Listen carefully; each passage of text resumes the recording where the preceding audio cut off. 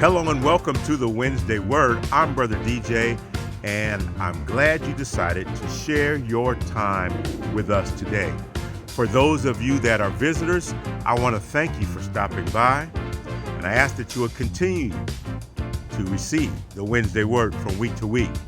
And those of you that are regulars, please continue to like, to share, and to subscribe. Share this video with your friends and family. And hey, don't forget to add your comment in the comment section. We love to hear your response and your feedback. Today, we're talking about healing from your children's failures. That's right, healing from your children's failures. This message today is for parents as well as children, because we all can learn something from a simple story that's found in the Bible. Healing from our children's failures. You know, as parents, sometimes we often take on the failures of our children extremely hard. Sometimes our children don't understand that when they fail at life and when they fail at things, it has a significant and profound effect on parents. And parents, we must understand what our impact and what our input is into the failures of our children. It reminds me of a poem that I used to recite when I was a child. And the poem is called Like Mother, Like Son. It goes something like this. Do you know that your soul is of my soul, such a part, that you seem to be fiber and core of my heart? None other can pain me as you, dear, can do. None other can please me or praise me as you. Remember, the world will be quick with its blame if shadow or stain ever darken your name. Like mother, like son is a saying so true.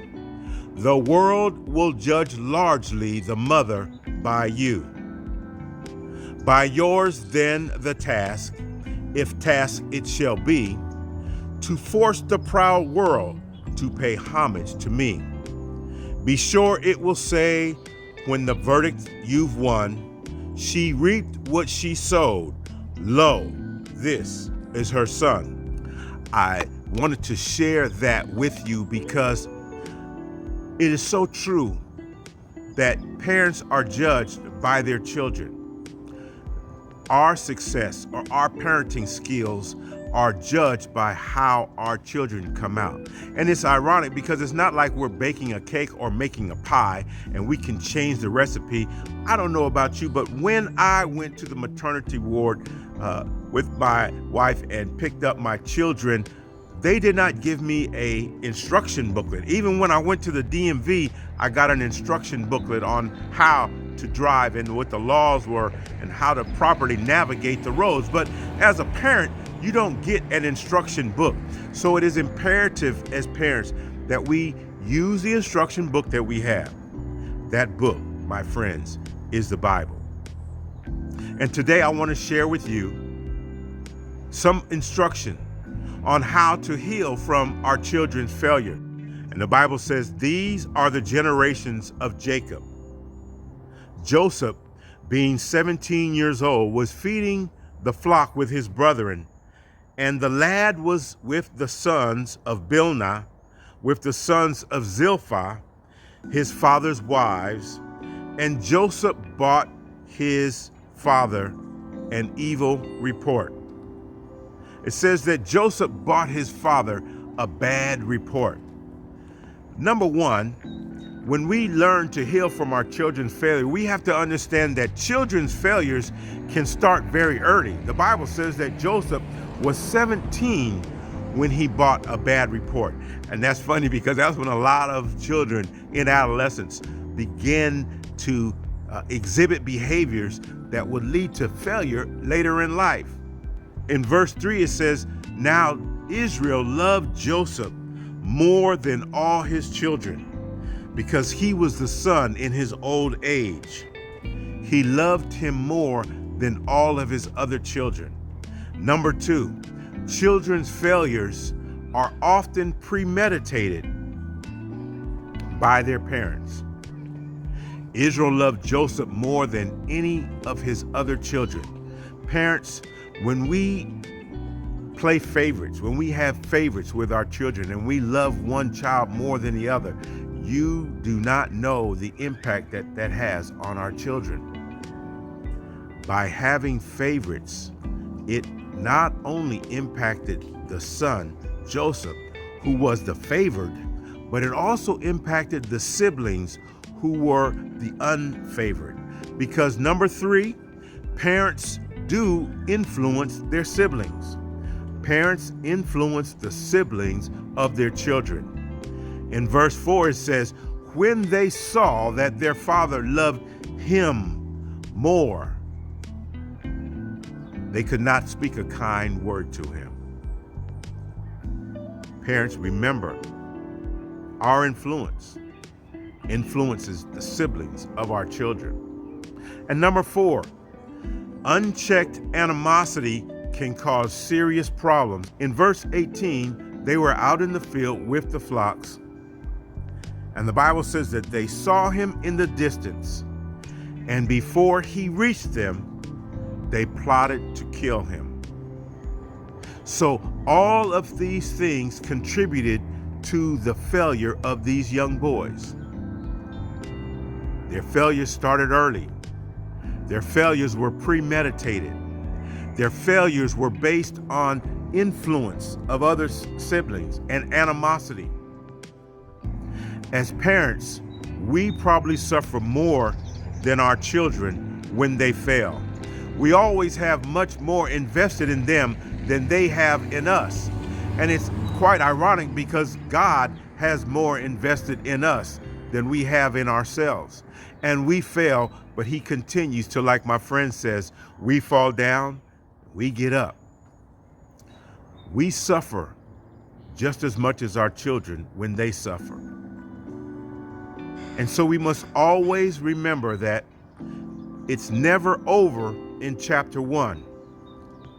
This story played out down through chapter 47, where Joseph, and 45, where Joseph and his brothers were reunited. And the bottom line was this. In Genesis chapter 45, verse 5, it says that Joseph said to his brothers, "It was to save lives that God sent me ahead of you." So all that they had done, they put him in a pit, they sold him into slavery. All that they had done was all a plan, not meditated and put out by them, but it was a long-range plan by God himself to save Joseph and all of his family. Not only his family, but he saved the whole nation of Egypt by being the consummate planner, by being the consummate chief operating officer in Egypt during that famine. Parents and children, I want to let you know today that when our children have failures in life, they are not the end of the story. When our children have failures, their pain and their suffering we take on.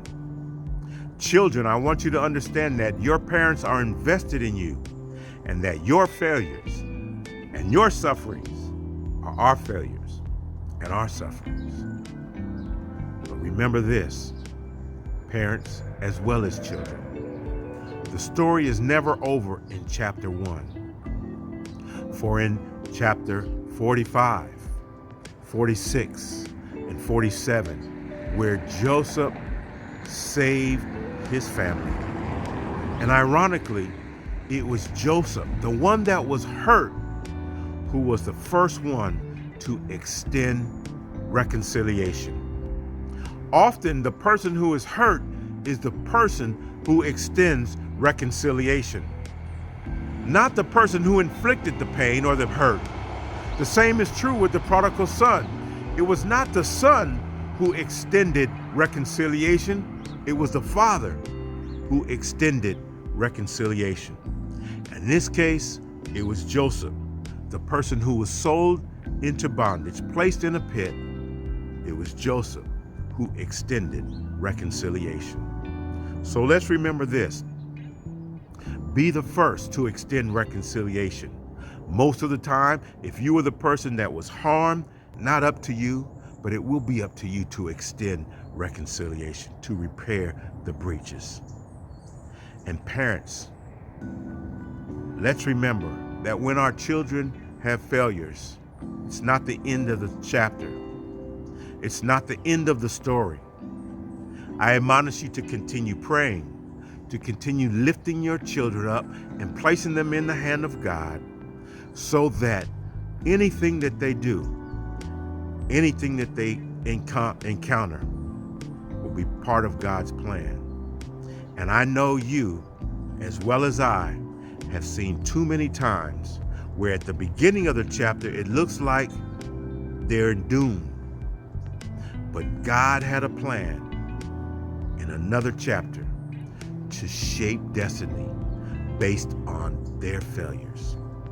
So parents, it is imperative that we heal from our children's failures. Children, it is imperative that you too heal from your own failures. Look at us. We've made failures and we've been able to overcome them by the grace of God. Don't look at your failure as your finish, because your failure is not your finish. God has a plan for you. He said it was to save lives that God sent me ahead of you. So my brothers and sisters, always remember that God's plan is always the best plan, and His plan is always the best for us. Our failures are never final, and our accomplishments are always based on the goodness of God. That's the Wednesday word for today. And remember this, I love you, and there's nothing you can do about it. So hey, let's be kind to one another. Bye-bye now.